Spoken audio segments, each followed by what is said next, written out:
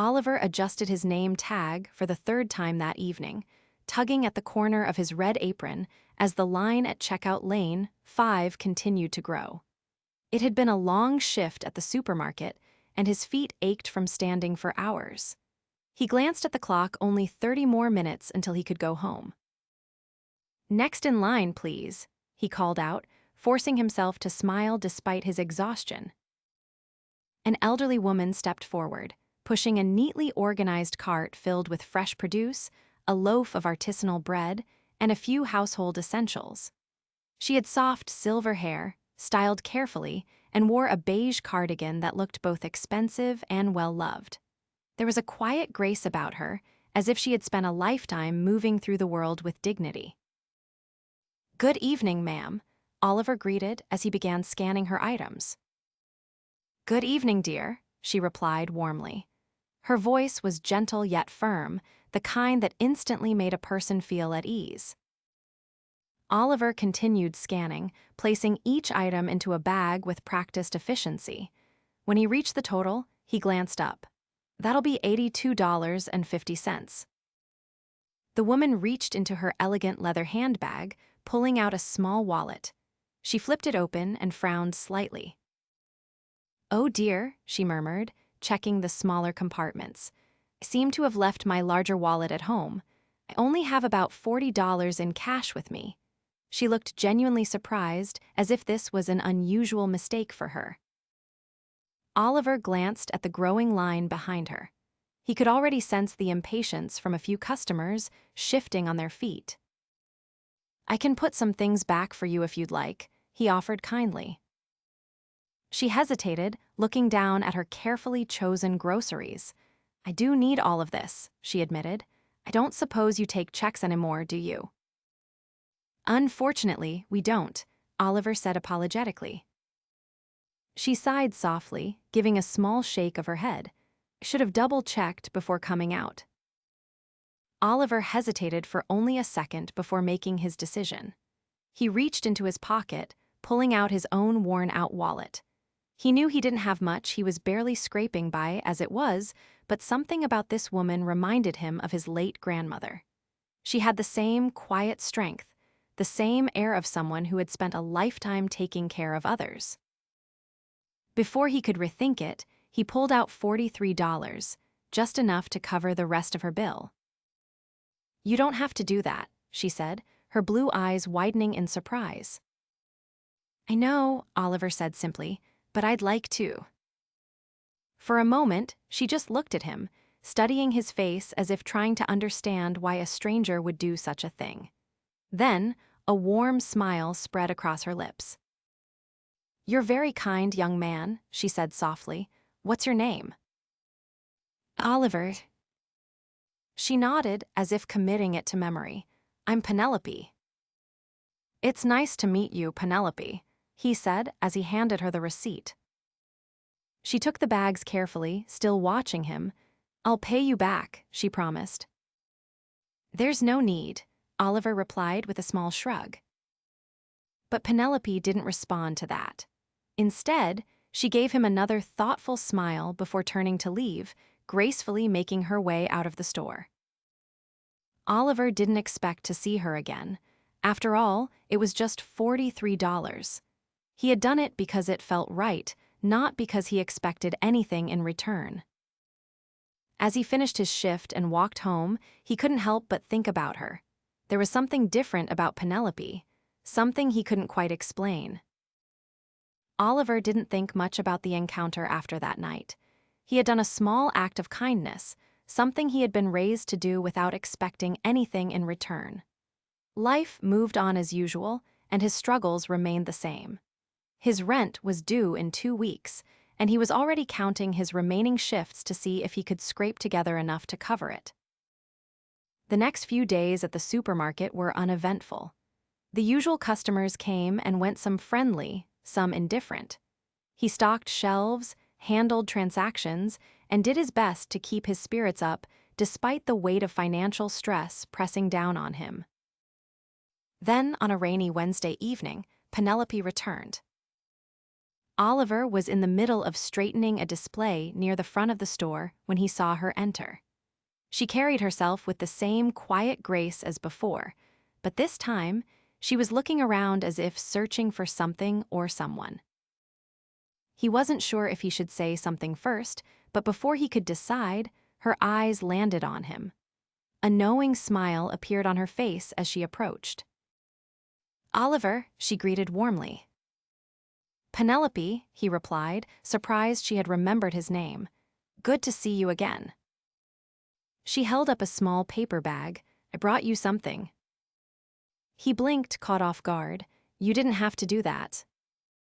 "I know," she echoed his own words from before, "but I wanted to." Curious, he accepted the bag and peeked inside. A neatly wrapped sandwich, a bottle of iced tea, and a small container of fruit sat inside. It wasn't anything extravagant, but it was thoughtful, far more thoughtful than he had expected. "I figured you might not always get a proper meal during your shifts," she said casually. Oliver hesitated. He rarely admitted how often he skipped meals to make his paycheck stretch further, but somehow she had noticed. "Thank you," he said sincerely. She waved a hand dismissively. "Consider it a small token of appreciation." For the next few minutes, they talked. It was the first real conversation they had beyond the brief exchange at the register. Penelope told him that she had lived in the town for decades, that she had once been an artist but had given it up years ago. She spoke about her late husband, how they had built a life together, and how the house now felt a little too big without him. Oliver shared bits of his own life, how he had moved to this town a couple of years ago, how he was just trying to get by. He didn't go into too much detail about his struggles, but something told him that Penelope already understood more than he was saying. Before she left, she patted his arm gently. "I'll see you again, Oliver." And she did. Over the next week, Penelope became a regular presence in his life. She stopped by the store every few days, sometimes just to chat for a few minutes, other times bringing him small meals or a cup of coffee. She never made it feel like charity, just a natural extension of their growing friendship. Oliver found himself looking forward to her visits. There was something comforting about her presence, something that made the weight on his shoulders feel a little lighter. One evening, as they sat outside the store on a bench during his break, Penelope turned to him with a thoughtful expression. "Oliver, do you have any dreams?" she asked. He let out a short laugh. "Dreams? Right now, I'm just trying to keep the lights on." She didn't laugh with him. Instead, she studied him carefully. "That's not what I asked." He hesitated.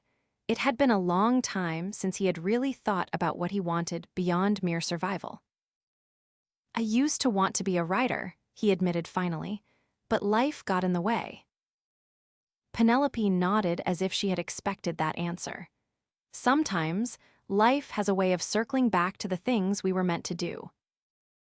He didn't know what to say to that. As the days passed, their friendship deepened. They shared stories, discussed books, and even debated over whether classical music or jazz was superior.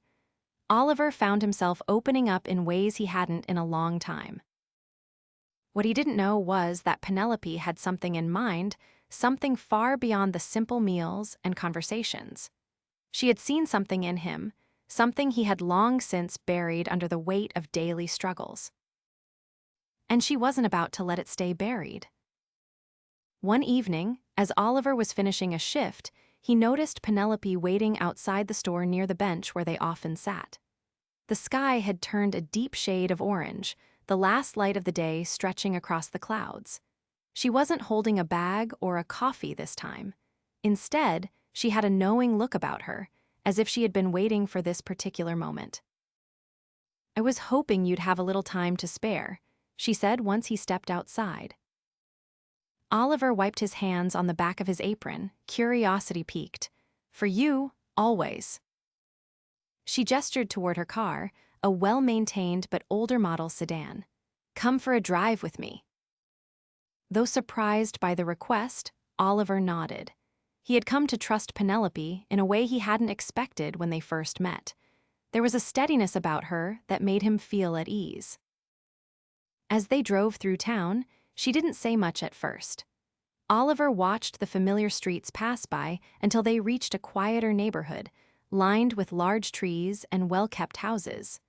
The car slowed in front of a home with a white porch and ivy climbing up the side. "This is my house," she said, shifting the car into park. Oliver took in the sight of it. It wasn't extravagant, but it had a warmth to it. The kind of house that held stories within its walls.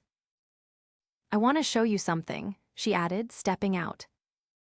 He followed her inside, immediately struck by how lived in the space felt. Bookshelves lined the walls, paintings hung in every room, and a faint scent of lavender drifted through the air. Penelope led him down a hallway to a small study. Inside, a large wooden desk sat by the window, covered in neatly stacked papers and a typewriter. "I used to spend hours here," she said, running a hand over the desk, "before life got in the way." Oliver looked at her, sensing the weight behind her words. She turned toward him. "You told me once that you wanted to be a writer." He nodded slowly. "I believe that's still inside you," she said, "even if you've pushed it aside." Oliver hesitated. It had been so long since he had even considered writing again. Survival had taken precedence over dreams.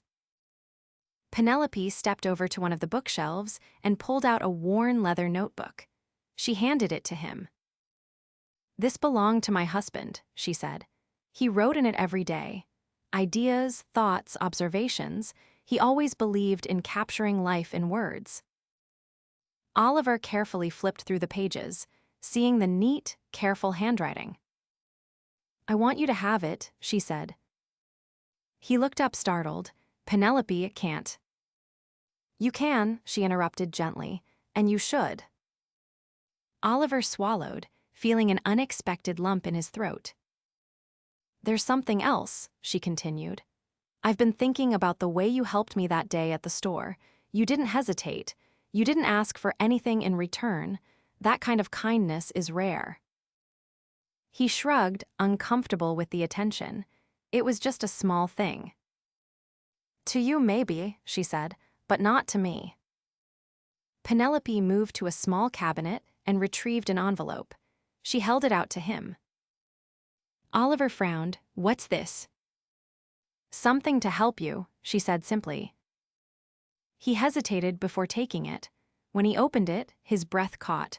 $10,000 in crisp bills. His first instinct was to refuse.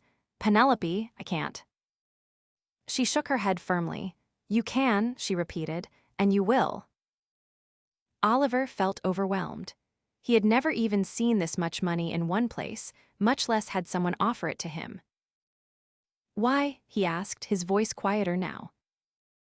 "Because sometimes people need someone to believe in them," she said, "and I believe in you." Oliver clenched his jaw, emotions threatening to spill over. "You can use it however you need," she added, "but I hope you'll use at least some of it to chase what you really want." He looked at her, realizing that this woman, a stranger only weeks ago, had seen something in him that he had long since stopped seeing in himself. For the first time in a long while, hope didn't feel so far away. Oliver sat on the edge of Penelope's old, well-cushioned armchair, the weight of the envelope heavy in his hands. The sight of the $10,000 still felt surreal, as if his mind hadn't fully processed what had just happened. He had spent so long scraping by, stretching every dollar, that the idea of having this much money at once felt almost impossible. Penelope watched him with quiet patience, letting him absorb the moment without interruption. The study around them was filled with the soft ticking of a nearby clock, the scent of aged books lingering in the air.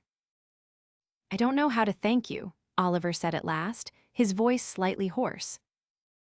"You already did, Oliver," she replied. "That day at the store when you helped me without asking for anything in return." He exhaled slowly, running a hand through his hair. That was different. That was just a kindness, she finished for him, and kindness deserves to be recognized. Oliver shook his head, still struggling to accept it. This is too much. I can't take this from you. You can, she said, her voice gentle but firm, and you will. He looked up at her, searching for any sign of hesitation, but there was none. Only certainty. You don't even really know me, he admitted. Penelope tilted her head slightly. I know enough. Oliver sighed, gripping the envelope harder. He wasn't sure how to feel. Grateful? Overwhelmed? Guilty for accepting it? His whole life he had been taught to fight for every dollar, to never expect a handout. But this wasn't charity. This was something else. You said I could use it however I needed, Oliver said carefully. Penelope nodded. I meant it. He hesitated, glancing down at the envelope again. I don't want to waste this. You won't, she assured him. I know that much. He swallowed hard, emotions tightening his throat. This changes everything for me. I hope so, she said. But the real change isn't in the money, Oliver. It's in what you do with it.